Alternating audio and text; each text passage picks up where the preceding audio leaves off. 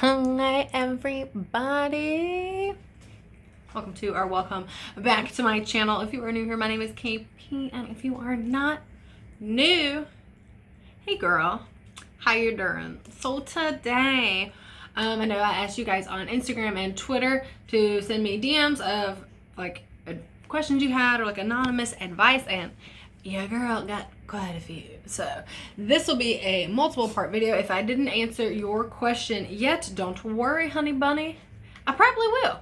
So I am going to be reading your DMs anonymously and just giving my little thoughts and opinions about what I feel like. I don't know when this video will be up, as I mentioned in my 2 previous videos, maybe 3 previous. I don't really know what order they're going to go up in. This is hurricane time, girl. Dorian is here tomorrow. So I'm trying to film my entire videos for the week in one day. I would like to have them preloaded so I can just turn them on for you guys or set them to premiere, because I probably won't have power for a while. So I don't want to get sad about it. I don't want to talk about it any more than that, because I already blabbered on about it in my live stream that went up on Sunday and in my Monday video where I did some makeup or something. I don't remember. So yeah, without further ado, let's read your DMs. All right, so our first one says, I hope it's not too late to DM my question. It's not. No, I've heard you talk about your anxiety and mental health in previous videos. How do you keep it maintained? And what do you do to keep calm when you have bad mental health days? I don't know if you know this about everything about me, but I don't maintain well. I just have to, honestly, I stay really busy. I'm a pretty busy person, so I don't really have just tons of time to, I know this sounds like a really I don't even know how to say what it sounds like, but I don't have time to have mental breakdowns all the time. I just keep it pushing because I have a lot of stuff going on in my life at any given moment. Honestly, I think some of the best advice I could probably give you is to give yourself time to freak out and break down, because you'll feel better once you come out of it, because it's inevitable if you suffer with mental illness like anxiety. It's inevitable that the breakdowns are going to happen. You're just prolonging them.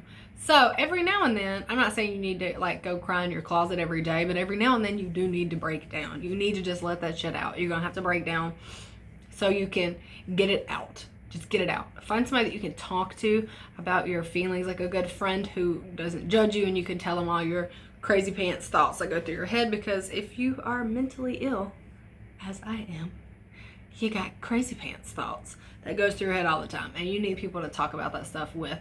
So I need you to find somebody who you can discuss your feelings with. That'll help you a lot. You're welcome. Next. Really need your advice. I'm currently married to the love of my life. Sounds great, right? Well, it would be if he was in love with me. Aww. We have not been together as a couple since October of last year. We currently live together. We're roommates and best friends. The issue is that I'm still in love with him and he has a girlfriend. I don't know what to do. I know that I deserve a good guy and that I'm a good person. I just don't know why I'm not good enough. Help if you can, please. That's real sad. I have questions. I have follow-up questions. If you guys are married, are you in the process of divorcing? Are you doing trial separation? I don't know. So my advice is kind of contingent on what's actually happening, deeper layers in that marriage. If you guys are still married and live together and he has a girlfriend, that's weird. But I'm assuming that the relationship is over. You just haven't actually gone through with a divorce yet. You still live together, which could be because it's comfortable for you guys. Sorry. Or it's because you guys have a kid together or something. Some reason, I don't know. You guys read what I read. That's all of it. That's all I know. I think that you should absolutely 100% move out of that situation if it is any way, shape, or form possible for you, because somebody that would live in your house, still be married to you, and have a girlfriend in your face is not the one for you. That's not your man. You can love somebody so hard and that doesn't make a difference. I am sorry to say this, but love is not the most important thing in the world. It's not even the most important thing in a relationship. It's not. To love you is the bare minimum. That's the bare minimum. There's so much more other things that go into that. And just because you love him, you've loved a lot of people in your life, I assume. I have.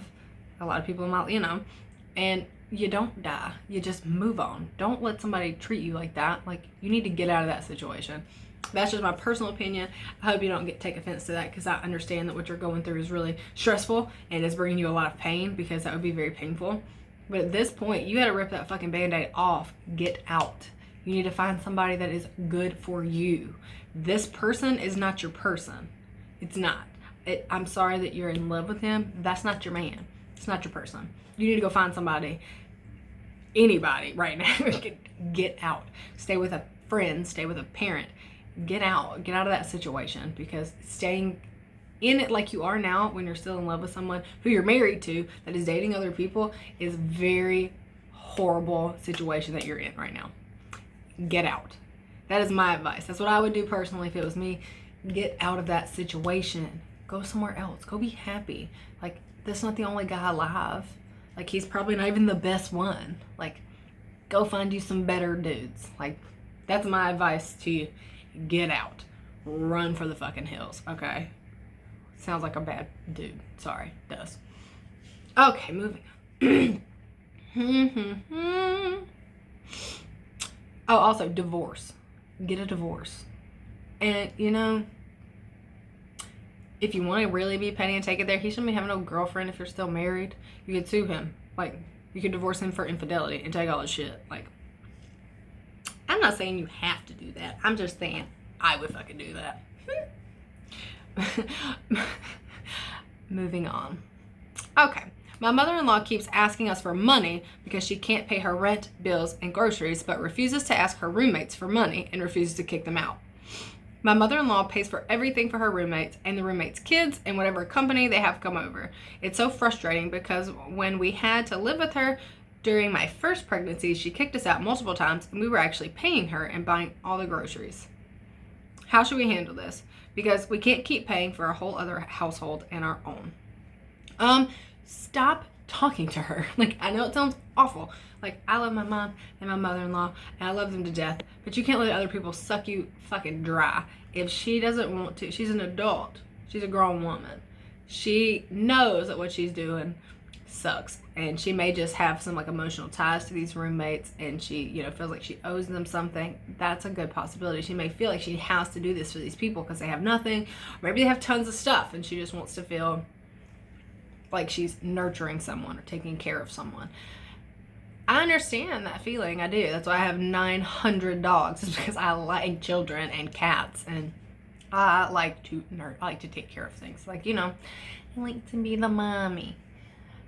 But you can't do that for 2 whole households. No, you're going to put your own family, like your immediate little bundle of family, at risk because you're letting someone else take all your money when she can just get it from the people that live there. That makes no sense.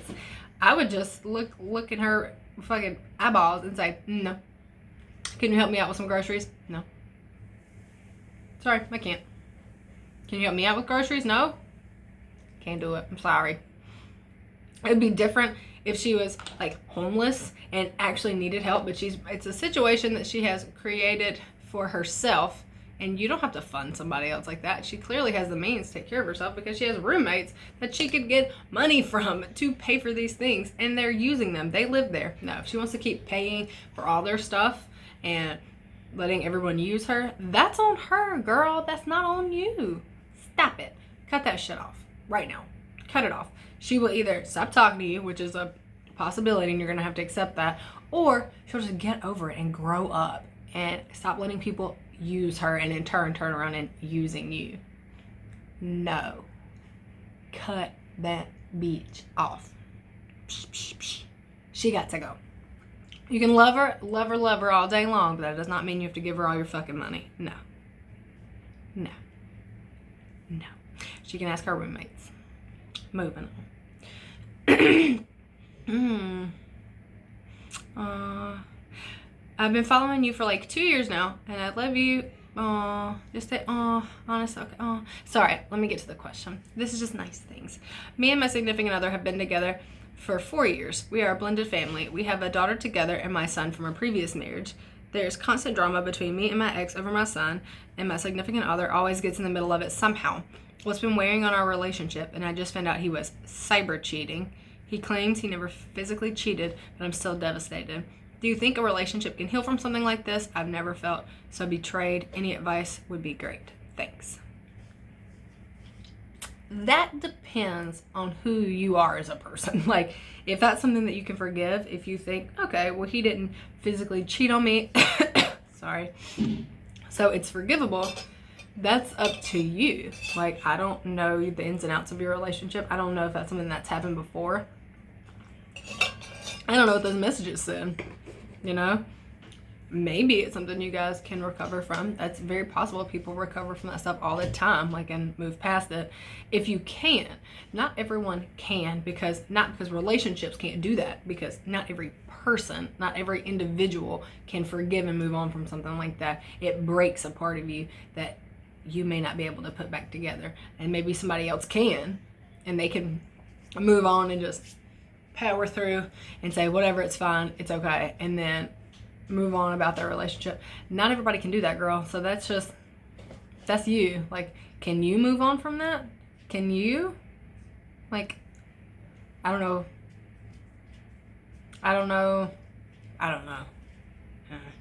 That's a really shitty situation. And if you can move on from it, I hope you do. If you want to save your relationship, listen, I'm real quick to say cut them off and move on with your life. But if you really want it to work and you want to work it out and you want to move past it, then you can try. I can't guarantee that that's something that you personally will be able to do, because I don't know you like that. Maybe you will be completely able to do it and just move right on and just keep it pushing. I don't know. I think it's possible. Definitely it's possible. But that just really depends on you and your significant other, and if he's actually going to change and not do things like that anymore, or if it's going to be something that you're constantly battling with in that relationship, where you feel like you have to check his stuff all the time and go through all his shit and make sure he's not cheating on you, and you can't live your life like that. You just can't. If you think that it was just a one-time thing and it wasn't anything crazy and you feel fine about it, like fine about moving forward, I think you should do that. But there's no time frame in healing from something that hurts you so emotionally. So it may take you a really long time to get over it, and he may have to just deal with that and just deal with how long it takes you to heal emotionally. If he's willing to do that, maybe try. But I found when someone else is the one that did something wrong, they are done with being punished pretty quick.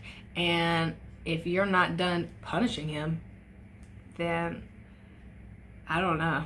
No, that's a tough one. That's tough, because some relationships can withstand that and move on. Some people don't bother to try, and some people, that's their no. Nope, will not even discuss it with you. Cheat on me, will not discuss anything with you. Like further than that. Find out you cheated, you're gone forever. You don't tell me nothing, don't ask me shit, it's over. Some people are not that way. So it's possible, and I hope it all works out for you. And that's a tough one. That's tough. Okay. Whew. Oh, here's a cool one. Cat questions. How do I get my cat to stop waking me up screaming for food? I'm up before 5 a.m. daily for work, and I'm up early on weekends too, but no matter what, those bitches come screaming relentlessly until their bowls are full.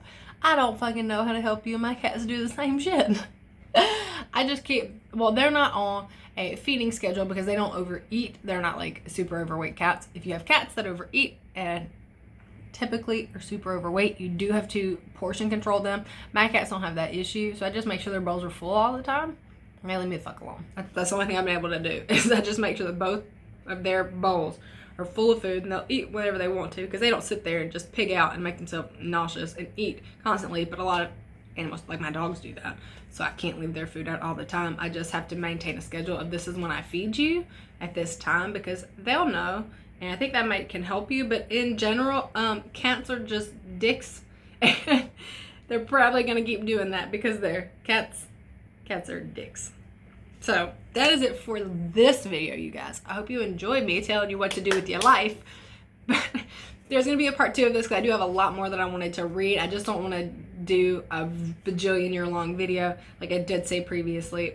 I am in hurricane prep right now as this is being filmed. I'm filming everything on Sunday. Hurricane's supposed to hit me tomorrow. So if you don't see it or you see this late, that's why. Oh. Okay. So anyway, my lovelies and friends, and I love you guys. I'm gonna go. I have shit to do. So if you guys like this video, go ahead and give me a thumbs up. If you want to see this as a series, I would love to do it. If you guys like it, you know, I'm pretty flexible with some of my days. I can move them around. Like, we may replace booze reviews for a while and come back to it. I don't know. I'm pretty open. So let me know what you guys think in the comment section below. And you should for sure subscribe to this channel. You should just go ahead and just go on and do it. Just go on and do it. Oh, and if you like this makeup look, go look at my live stream that I filmed on Sunday. And I did this. So I love you guys. If you would like, you should follow me on all my other social media accounts. You can follow me on Instagram at GrungeXGlitterX. I'm putting my hand up like I'm gonna put that shit on the screen. I'm not doing that. No me. GrungeXGlitterX, Instagram. Go do it. And you can follow me on my other social media accounts, Twitter and Snapchat, GrungeXGlitter. You can follow me on Facebook at GrungeXGlitter-KP. I love you so much. Goodbye.